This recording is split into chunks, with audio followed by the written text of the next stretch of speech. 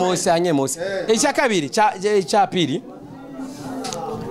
icya kabiri avuga ngo imiti ijya binini ngo ni original sivyo si original sasa none irogo ya pharmacie ibimeze gute nimba ari original logo ya pharmacie navyo nzi ibiri kinzoka n'igikombe kirimwo amaraso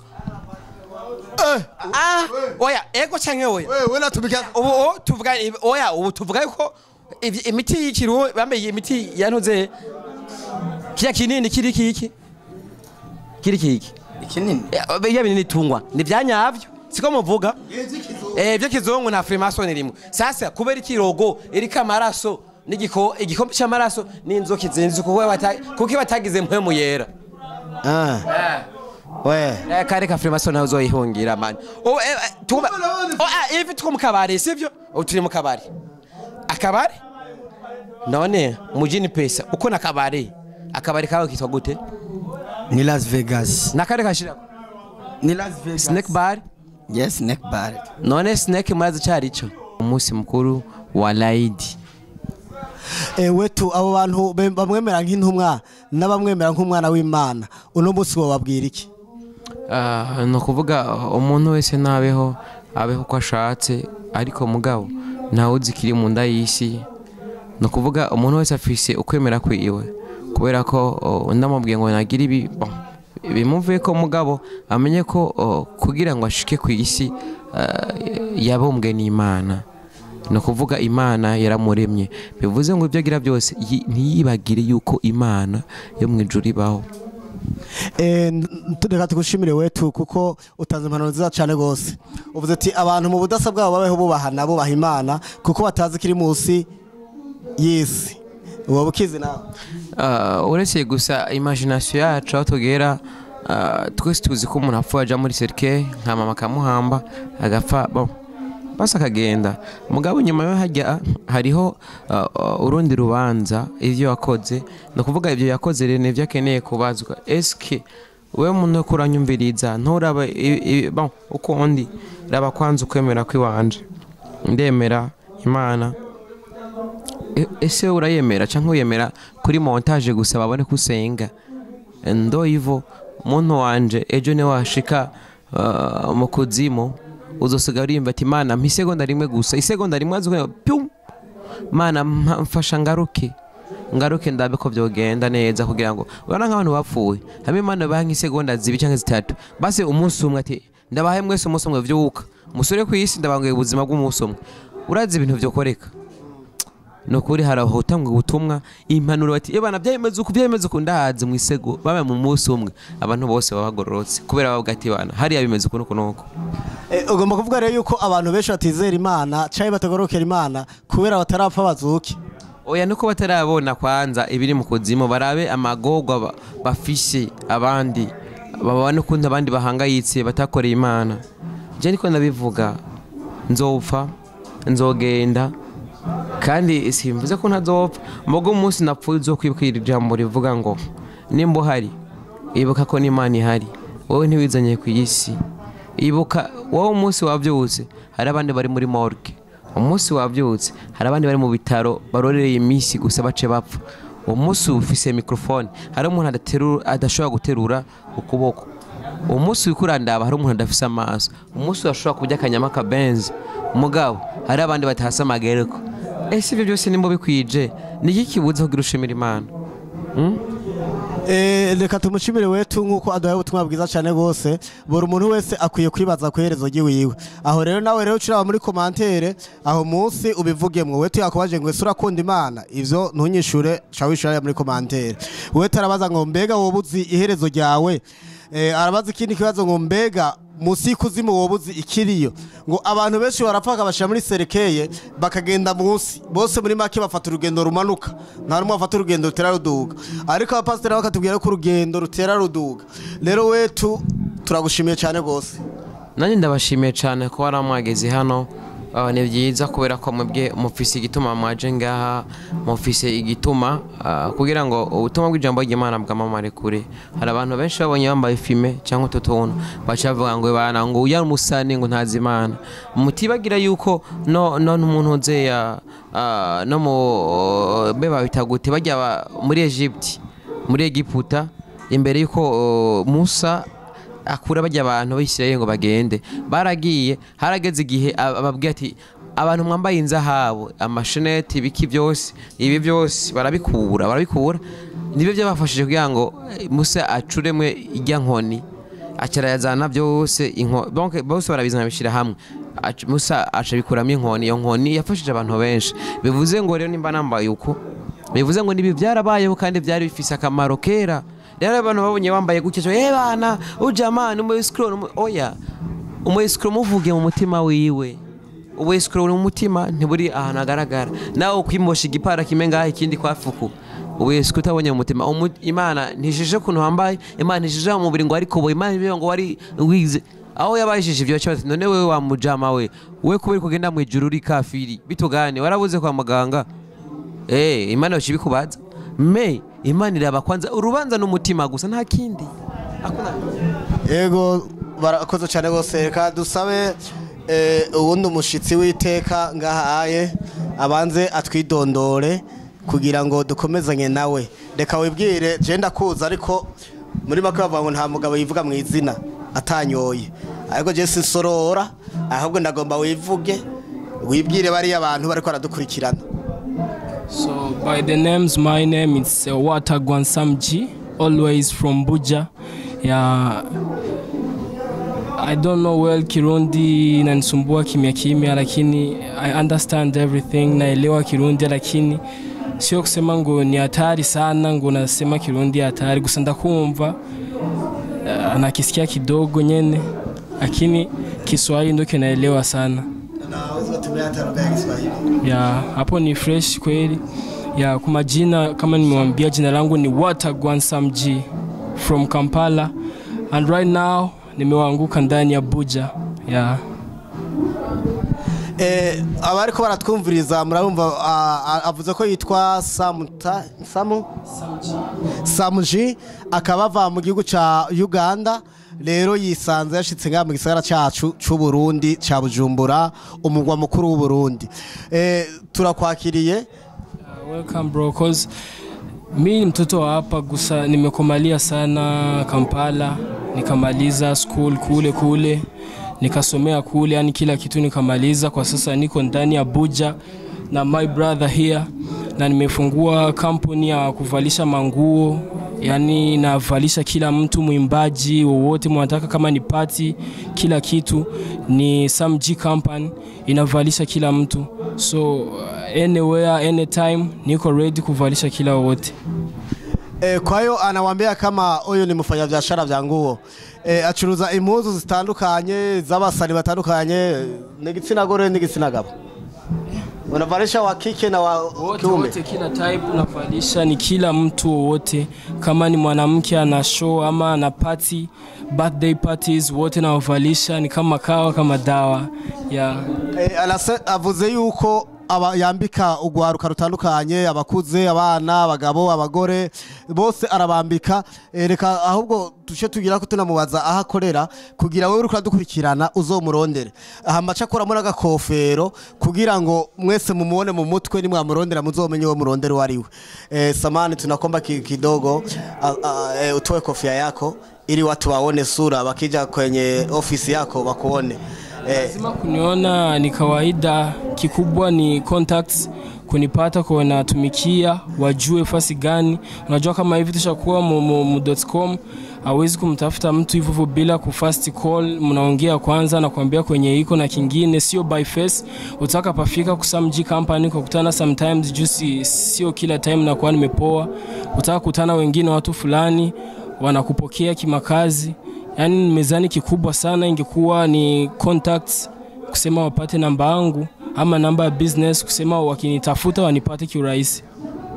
Unatumikia sehemu gani ili mtu akikutafuta kuone? Sababu kuna watu wenye wanatumia simu na kuna mtu mwenye anaweza akatoka nyumbani anaelekea mjini, halafu akipofika mjini simu yake inazima, anakosa moto. Sasa kwa hiyo tunataka utupatie address ya kutosha. Ya kiadress sikuingia town sana, nimebaki ngambo za huku nyumbani kwa sababu nimeona wa brother wetu lazima wapate vitu vya home city. Unajua kama mimi nimeishi kidogo nyuma hapa Kanyosha. Ya nimekomalia sana hapa, so nikaona kama naamua kufanya project nifanye kwa kila mtu hapa kwetu. Tufufue mzuka wa kwetu kama kawa kama dawa. So wote mwananitafuta ni hapa barabara ya kwanza Kanyosha. Yani barabara kabisa, ukifika tu hapo unani contact ama popote tu ukifika hapo nauliza kwa Sam G shop, lazima ufike unapaona. Ya juu kawaida kila mtu hivi ashapaelewa. Aya, tunasema asante. Wenye hawagusikia vizuri anasema kama ukimutaka au ukitaka kufuata ofisi yake ni hapo barabara ya kwanza hapa Kanyosha, hapo juu kidogo. Niho rero mushaka kumusanga, abamukeneye handitse Sam shop. Rero abantu mwambara uduhuzu twiza tugezweho muca muvyumva namwe. Urumva arangura Kampala twaduhuzu twose twaramurondera Bugande aratutuzanira. Sio nguo tuza kutokea Kampala na Tanzania, Turkey pote, yani naleta kila kitu kutokea nchi tofauti, sio tu Kampala, ni kila fasi. Nikizana hata mnaniona kistyle, yani ni mzigo wa kutoka kabisa kukubalika, sio Kampala tu, ni fasi nyingi. Yani naingiza hata ma necklace ya kukubalika, yani kama vile mtu sasa unahitaji kitu fulani ukanambia I need this, lazima kifike, na najua utakuwa proud of me, najua utakafurahi kutokea na kazi na kwa zimefika. Jamaa Sam G ndamukunda cyane, twatoranye ari muri Uganda. Bana kabisa jamaa bana rafise nyene ibintu bisa neza, niwe yambika wetu mu misi. Wetu asigaye ahagaze neza, benshi banga bafise amafaranga ukama bitogani na nini, ariko mugabo sio mafaranga. Byose nabishimira Sam G shop, aramfata neza kandi burya muganiriye byose bigenda neza. Si wa muntu yigira ntagimigaro kubera amafaranga yarafishe. Juu yaje mu Burundi gusa kugira afashe impano z'abantu bakiri bato kugira ngo ziduge zizamuke. Murabizi ko je naho nambara igipano nakuye hari yarugura igitega n'igishati urana n'urushati cyangwa ubugabo urabona vraiment sana wa mugabo arema nigisupu nigisuka barano muja bagitangwa mu kembe nikembe mugabo barana ko yaje kubadilisha kama hivyo. Rero urumva ndashimira Sam G shop kabisa, asante sana kabisa. Bana bitu biko fresh ko iri, ndamushimira. Okay, murakoze. Reka twakire yundi mushitsi witeka ngaha nawe atwibwira akazina. Ndabona ari umuzungu wewe ni hatari. Okay, murakoze cyane. Izina ryanje nitwa Nizigimana Justin, ariko benshi bakabazi ku izina Mjini Pesa. Murumva yuko yitwa uko nyene kandi yitwa Mjini Pesa, ni kuvuga utagira amafaranga mu gisagara ntushobora kuhaba. Nuko nyene rero Sam G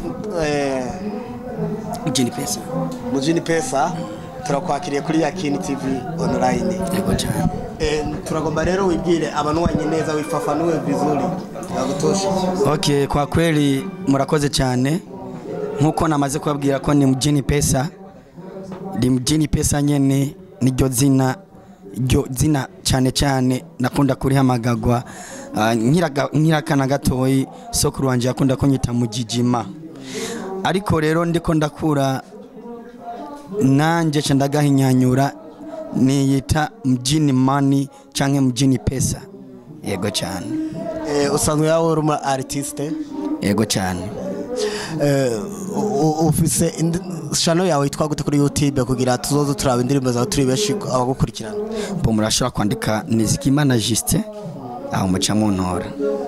Ndagenda babwire yuko uyu ari umusana akomeye cyane gose, ararimba neza cyane gose. Tuba tumaye akapera ariko kubera umwanya uri kuratujana reka tuzobikora ubundi umunsi. Rero Justin turagwaye kazi.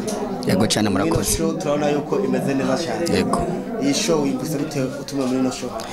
Iyi show twebwe turiteguriye guhindura abantu, turiteguriye kunezereza abantu, turiteguriye ko abantu bose baza kuba bari ngaha baza gutaha baryohewe mu buryo butandukanye.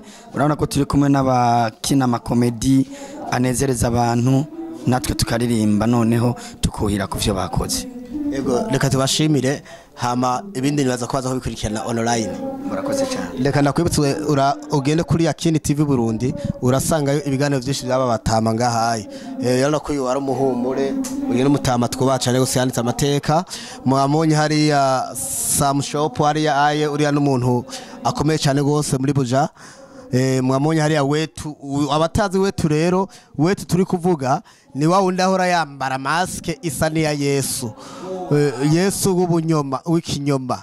Uwo rero niwe noyo oye muramubona noyo nyene uyo yambaye filme mu mutwe, noyo nyene uyo rero muramubona na muri telefone yiwe, muravyibona namwe murabona noyo sinzi yundo munase n'umutama wetu ufundi umuntu wigirako oya je nta muntu mfise nigirako nigirako gusa ni jewe Charite ndamwigirako, nta muntu ahari ndabirako, jeje nyene ndihageje kubera ko ni my creation, shaka gusa creation yanje nta kindi cyane honeshe basi. Murabona rero nkuko bisanzwe, mbona ko iyo foto wogira ni wa wundi yavukira i Nazareti, muramwibonera namwe sivyo imbeshere. Rero murahawe ikaze muri benshi kuri YouTube channel yangu ya Wetu Online TV, ufanye subscribe, ntushiremwe ubugome, ugafyonde pole ntubabaze telefone kubera ko ntuze ngo touch zaraduze kuri bata ugeze ati kugira ngo nteze imbere usho gusanga wishe telefone gire gatoya, kandi cyo bigire bonyene cuja kuri Yakini TV cugira sabone sivyo kamata bizu. Reka rero umujini pesa, kubera wewe uri umusani twubaha ngaha mu Kanyosha, urabizi nawe, reka utugire akapera kumuno tumwe kugira abantu bumva bakajwi kawe. Rega manu sala bakobwa je nagukunda nagira umudemo kweli. Kweli kabisa, murakoze cyane. Hama ndakunda kuririmba indirimbo cyane cyane zikibano ciza zihano rugwaruka, sinugwaruka gusa n'abakuzi. Umubano mwitsa mu Barundi, umubano mwitsa mu gihugu, umubano mwitsa mu kibano, dukwiye kubana dufatana mu nda.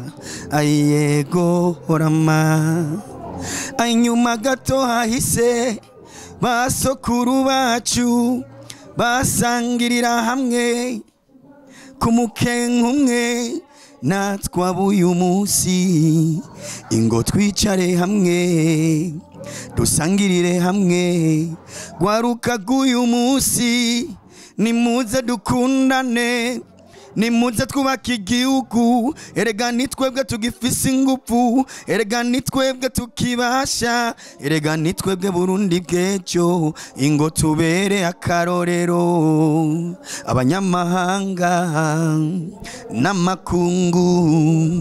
Igihugu cyacu tucubake nka paradiso, igihugu cyacu tucubake nka paradiso. Murabyumva rero, uyu mugabo rero azatavyorosha muri Buja Forever, kuko murumva yuko aririmba indirimbo z'akanovera, indirimbo nziza cyane gose.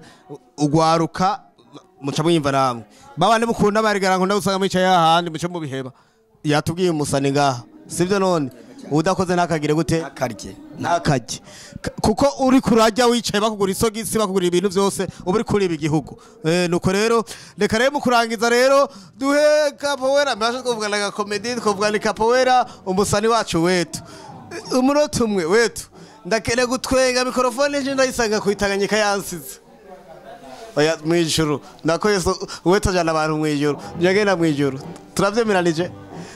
Umbiza nawe ufate telefone cyane ukigera igitambara cyawe neza n'umusipi kugira ngo ntutembe kora wetagiye gukora agaki. Urakoze manje, urazi ikintu maniyumvira kenshi nkunda kwiyumvira kubakizwa. Urumva bagiye mu isengero bavuga ngo mana nahonye iminza habo ukanyima amafeza, ubuntu bwawe burampagije. Reka urabona ubuza amafeza, ubuziza hawe, ubuza amafaranga ngo ubuntu bwa ubwo so busaze gamani.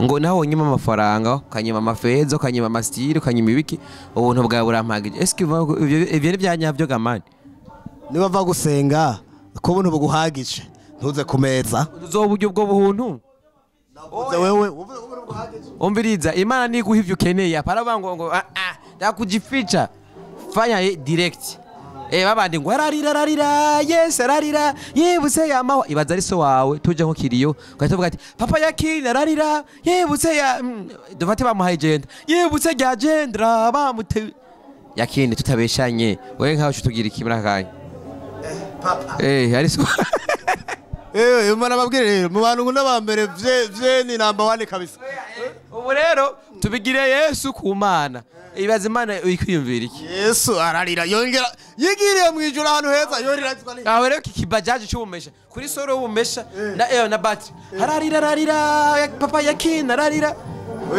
papa ntarira abana aho rero genda ruhenura abandi bakunda kuvuza iyo ndirimbo Mbiriza rero turega tubashimire wetu asanzwe simvuga ko yasaze ariko no kuvuga ngo basha namwitegute Yesu wawe jengera ndamubatize nikiravuruga wetu amwita umutananirwa muri make nikiravuruga waje na wetu ushaka gutahira indege n'amaguru nta kibuga cy'indege kiri ngaho ngo sinako naje oya basharirimba wasi nk'umuntu aje n'amaguru sawa birumvikana afa afata taxi uvuga wetu nakubwira hari abandi basharirimba rero yabonye umusore mwiza nk'uyu mukuse tena yo mukuse tena agacitera yijisho aho rero nilamba baba umukuse tena umukuse ariko naje ndafise akabazo gatoya mbega umuntu akumbura ico yabonye cyangwa ico atabonye akumbura ico yabonye none ko harabaririmba bavuga ko bakumbuye kuja mu ijuru baragenda bageze kujayo jeje kibazo ndakunda kucera wewe utareta bisaga ari bintu bishi ngomba mufasha ku kantu kwiye umviriza rero ivyo bintu tuzobibaza Yesu tugeze mu ijuru Yesu wotubwiye ngo Yesu ariga cyane waragiyeyo we nabonye wigira Yesu mbwira ivyo ari byo oya mviriza ari ibintu ducumura poripore tutabizi siko uri producer aba producer bose cyangwa photographe ntimuzoja mu ijuru umviriza wetu Imana ivuga ngo ntugacire urubanza mugenzi wawe sawa magi Imana itubwira ngo ntukabishe ubifotora mfotoye ubwire uyerekane ko nambaye impuzu ikaze kandi byari ibintu nyene bisanzwe ubwire werekane ko umva ngo yaragurutse baramba ngo barakubise nk'umuntu aguye hariye navyo ivyo ni byanyavyo donc urabeshe babwira bakamera bari rero ije magi Imana itubwira ngo ntukabishe aba cameraman muko muranyumva mwe mu directing ntukabishe ewe rero nubu je muri ko murandenganya yemwe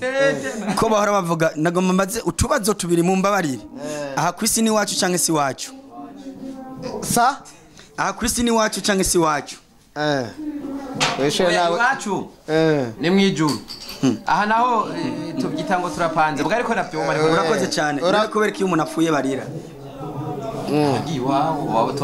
oya tuba twece imisosi yaduha wana ikindi kibazo mfise kubera ko umuntu avuga ngo iyo umuntu apfuye avuga ngo Imana iramuhamagaye hama abantu bakarira none Imana nireke kuduhamagara kuko bidutera amarira oya umviriza hari ibintu utaruzi ntibarira kubera ko apfuye bibuka ibyiza bakoresha nk'abandi nabo bibuka ko bwari urusumatire karugende bagwari waramaze kubibazo za akabazo kanyuma tubaye dutatu muze tumamukanyisha urundi munsi none kubera iki umugore abonye umugabo wiwe apfuye arira gose bageze gukaburi akarira umugabo wanje umugabo amaze kumushira mwisa bakamushira mu kinogo atamanukayo ni mu mpambane nawe reka wewe hama abandi bakavuga ngo tuzopfa reka nakwishura agiyeyo wewe ujaye oya icabihicura naje cirega nyene baza oya je birakunda kuma kazobona umugara ariza ngo umugabo wanje bamushizeyo ngo sawa nawe rero ngo yagiye ndaruguciriye mugabo nk'ubu bishitse acarira agenda asubira inyuma kugira ngo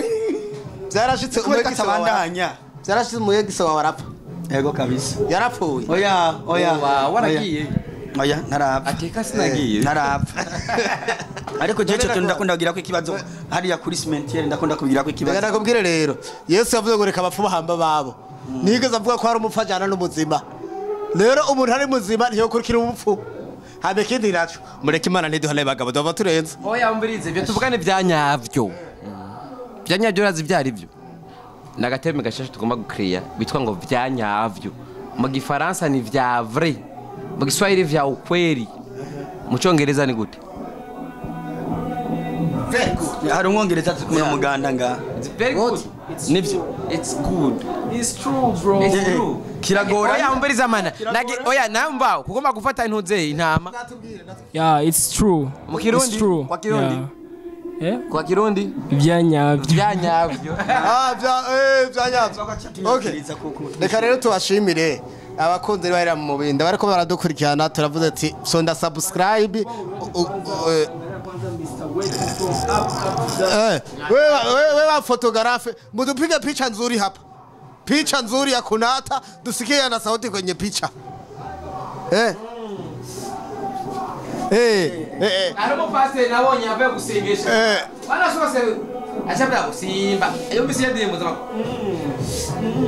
past nivyo vuye kuvuga mu isengero kwere ngo ibaze frère yari yaraguye ahagaze we jewe nakubwiye mureke nimucubire ku mana oya ndiko tuvuga ibyanyabo imana yabakubita tegara babaze nanje jewe sino kwijana babajije ibibazo byinshi nazi sino babajije wewe uri wetu uri Charity nawe uri Juste nawe uri Samu ndababaza wewe uwo kujana imbere y'intahe bakazana satani nawe wewe ico kibazo kiri kuri mwese urumva wewe shiremwo bagaca kubaza ati shiraho ibirego satani agatsindwa aje mu muriro ugatsindwa uje mu muriro nibihe birego wosha imbere kugira utsinde satani mupfiki na satani wewe jewe cyambere cyo nomaza nkamubaza impamvu yagambaniye Imana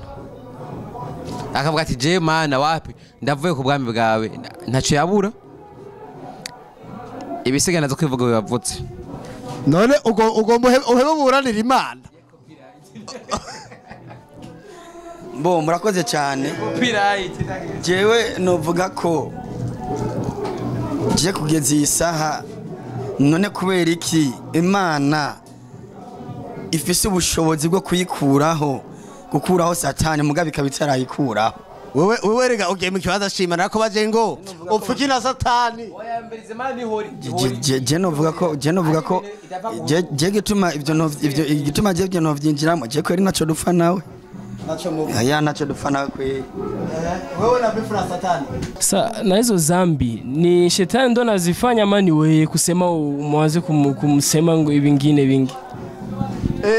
Reka nibutse abantu basenga mwumvise yuko ico kibazo twese kidukubise hasi jewe rero satani naco dupfa nimbana naco dupfa turi kumwe jewe nihemukira bwanje simemukira satani canke Imana turi kumwe lindira ndaguwe wajya kunaniye jewe singira ubwoba bwo kubwira shetani fuck you ntabwo banamwe mfise kubera ko jewe ubundi muri je arampagije abatukana bazojaye jewe ntabwo bamfise na ivi ngina ivuge shetani ndakuvumye mfise ubushobozi bwo kuvuma nka wetu aho uri hose umva babaye kakuvenge uzontege ngi wawe magana naji wawe ahubwo uzoba wikwegeye iciza umberiza wewe mwebwe ni mufite kontra na shetani biragusha nta ngorane je shetani ukazana mpfuye ukacuvuga ngo ndamujanye mukuzima azobago iciza renda muhanowe nandeke nigire mwijuru akaba ngo wetu uzoba wi apara ngo biwe ngo Imana ko bari jewe nta kigongwe ngira kuri shetani ndabivuze ntabwo bamfise nimba cumura nimba ndeka shetani ntaho tuzohurira wetu arakwiyamye satani uravyumvise rero aha rero twebwe nta bifu dufitaniye je ntayo dufitaniye nawe noye muri natana umeriza ndaivo kuma filmason kama ko filmason base bivugira haje mbere umeriza Jesse ni filmason kuko sinzi n'icarico umviriza reka kubaza abaro jama turi bahita kwande mbega iyi sini yari bari bahita isi ni shetani nembo tofa nimba uzomva wetu akabari bakita kwande bahita kwande babaze banyure arahazi niwe yakuzanye niwe wadutumiye bahita gute ni shetani bar bahita kwande kwa Salvatore Montown bar fishi handitse batazira kwande Montown batazira kwa She Salvatore akura none ni shetani oya barahazi oya she mfumo sasa reka mfumo ona bona sikia sasa ona hii deba awa turaba nka Alvin Smith na ntuze na mudemozi wakia Mungu ndabivuga sasa hivi ego tukwa mfumo erega abafumu si bose bameze nabi hari abafumu bakosha noneho wana imitikiru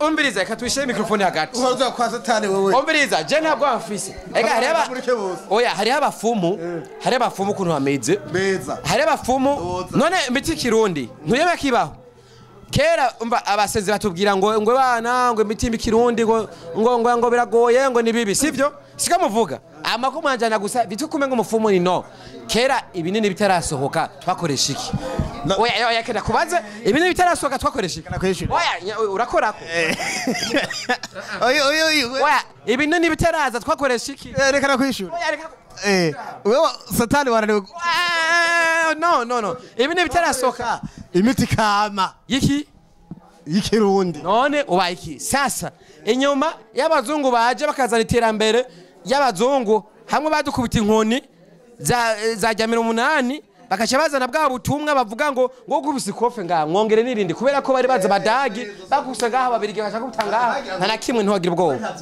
reka ndacakubwira bakaca bavuga ngo nibagutwara ngo nibakugirari ngo nibagukubita ngo bakakwiba ngo nibagutwara ishati ngo rabandi koti kubera bari bazi yuko bagutwaye amagi washuha n'amasoro ega ijambo ry'Imana kugira ngo shike muri Afrika ryaje kuri business menya rero ko n'umuti w'ikirundi burya wari uhari kugira uvura abantu kera twavugwa n'imiti w'ikirundi menya neza ko na kinini ntuze ibinini byose dukoresha paracetamol dukoresha muri w'ikirundi sivyo mwebwe basi tuvuge basi ki ntuze no musi sindaguha micro mbabarire nababaye mumbabarire manje bafite subscribe kuri yacu urumviriza urabona nutwenge bafite subscribe iyasho sinabare ibusa like share ahonyene munsi icya kabiri icya kabiri avuga ngo imiti ijya ibinini ngo ni original sivyo si original sasa none irogo ya pharmacy ibimeze gute nimba ari original logo ya pharmacy ibiri kinzoka n'igikombe kirimwo amaraso